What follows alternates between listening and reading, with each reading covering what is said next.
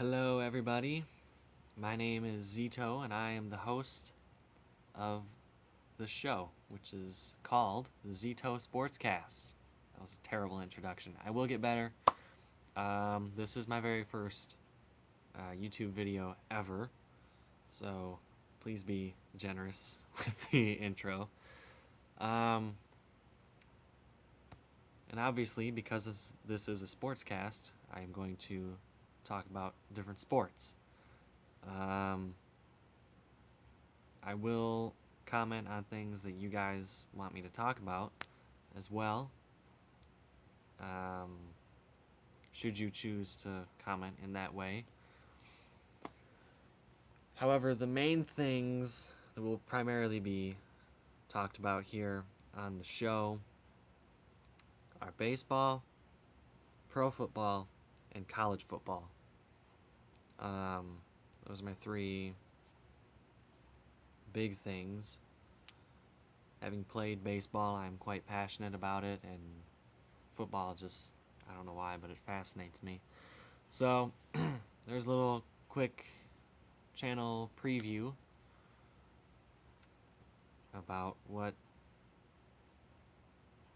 this channel is gonna be about, pretty much. So let's get right into it. This week in college football, on primetime, number 4 Penn State went into Iowa, played a tremendous game all around. Both Iowa and Penn State did really well. Trace McSorley threw a game-winning touchdown at the very end of the game. Only 4 seconds left. He threw an absolute dart to the back of the end zone to win the game. So the final score was 21-19. Penn State maintained their ranking.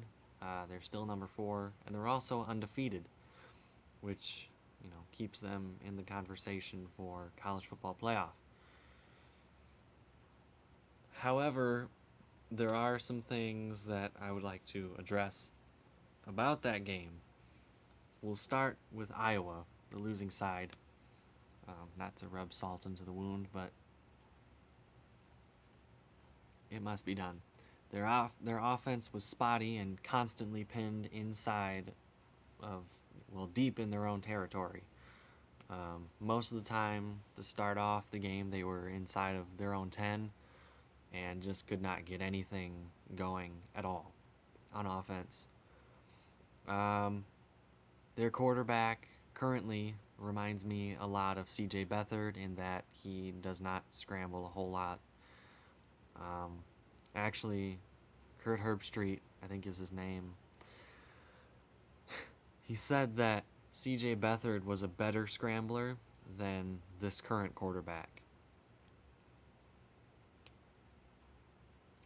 I got news for you. As a guy who is in Big Ten Nation, I'm in Michigan, I'm a Michigan fan, I bleed maize and blue, but I also know my Big Ten. CJ Beathard was a statue. He did not scramble. So what does that make this current guy? Just saying. So that limited their offensive playbook a lot, being pinned inside the 10. But then, when they did get outside of their own 10, they actually were able to make some plays, get their running game going, get the play action. They seemed to be pretty set on establishing the run on every first down. And credit the Penn State defense. They were ready for it. They stopped it most every time.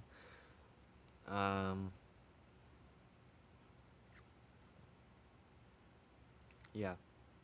So, Iowa offense was a bit spotty. They did score, I think they scored more touchdowns than Penn State, but obviously they didn't win. So, like I said, the Iowa offense, when it was hot, but it wasn't hot very often. So, The Iowa defense played tremendously, however, even though they gave up more points and ultimately lost them the game. They have nothing to hang their hats on. It was a well-played game. You know, it was going to be tough to stop Saquon Barkley and Trace McSorley anyway. But they did a pretty tremendous job at it. So, for most of the game. Well, maybe not the Saquon Barkley part, but guy ended up with 350 some all-purpose yards, so I'm not sure how well that went. But that aside, the Iowa defense overall played pretty well and kept Penn State in check. Now, moving on to Penn State, their offense, I think Trace McSorley was a bit spotty. Saquon Barkley started off cool, but into that second half, he just exploded. You know, he's always going to be a presence. College scouts are saying that he's better than Ezekiel Elliott, which is saying a lot because Zeke was about that close to winning the Rookie of the Year award.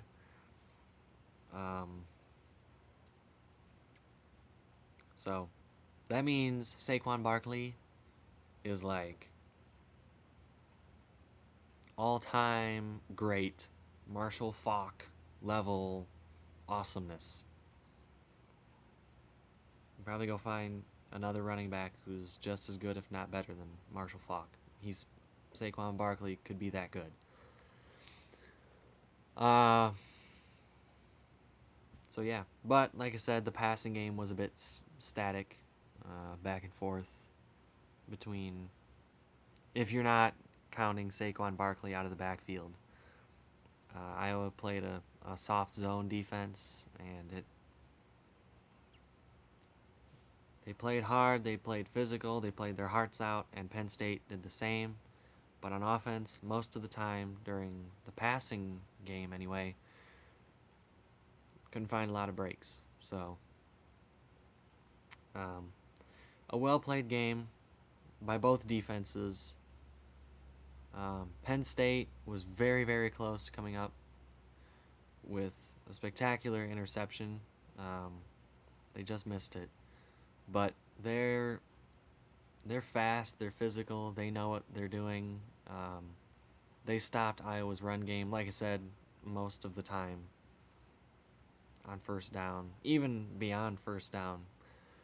There wasn't a whole lot of positive, well, shouldn't say there wasn't a lot of positive yardage on the ground for Iowa. There just wasn't a lot of big plays on the ground for the Iowa offense.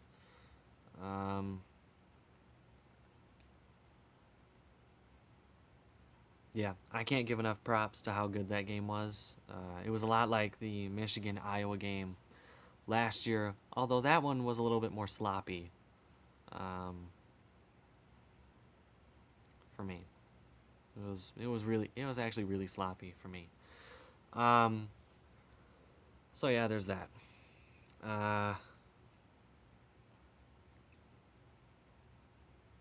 Yeah, but really good game. Iowa always finds a way to make games interesting at home against top-ranked opponents. So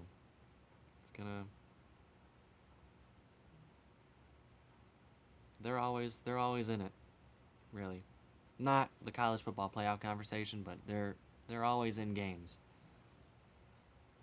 There's just no way around that. Now I guess that we've looked back, let's look forward to next week's, or I should say this coming week, in college football. Number 2, Clemson goes on the road to Blacksburg to face number 12, Virginia Tech, and a guy who many people are comparing to Michael Vick. I do expect Clemson to come out on top of this one. Ultimately, I think their game against Boston College was an anomaly. There won't be a lot of games like that again this year under Dabo Swinney. I think he'll talk his guys out of that game and get them ready and psyched up for this one. Virginia Tech, you know, I like their quarterback. He's mobile. He can throw. Like I said, a lot of people are comparing him to Michael Vick. I just think that the Clemson defense of old is going to come back, or of last year anyway, and this year too, to be honest. Their defense is good. That's why they're number 2 in the country. Part of the reason why. Yeah.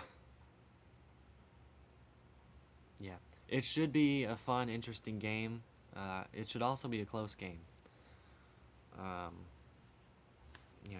Good one to watch. But I think the Clemson quarterback is going to bounce back from a, I guess you could say, iffy passing game from against Boston College. And he'll continue to use his legs. He can run. The Clemson quarterback can as well. So I think that combined with the Clemson physicality, the speed of the Clemson defense will stifle Virginia Tech enough to pull out of Blacksburg with a victory.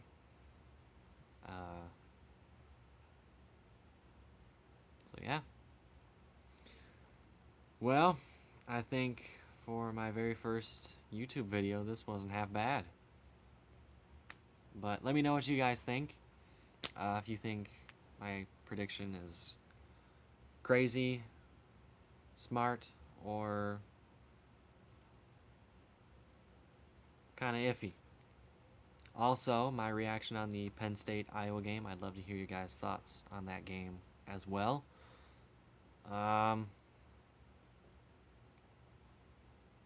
Yeah. Next time on the Zito Sportscast, we might talk a little postseason baseball. Not biased at all. Who knows? There might be some pro football, might be some more college, probably some pro baseball, because by the next time I make a video, we should be either very close to, or we should be in that space between the regular and postseason. So, or in the postseason, who knows? Anyway, this is Zito, also known as MrClutch. Zito is my, well, not my name, but it's my nickname. MrClutch is my better nickname, though. So, this is MrClutch signing out, also saying, I'll see you guys on the flip side.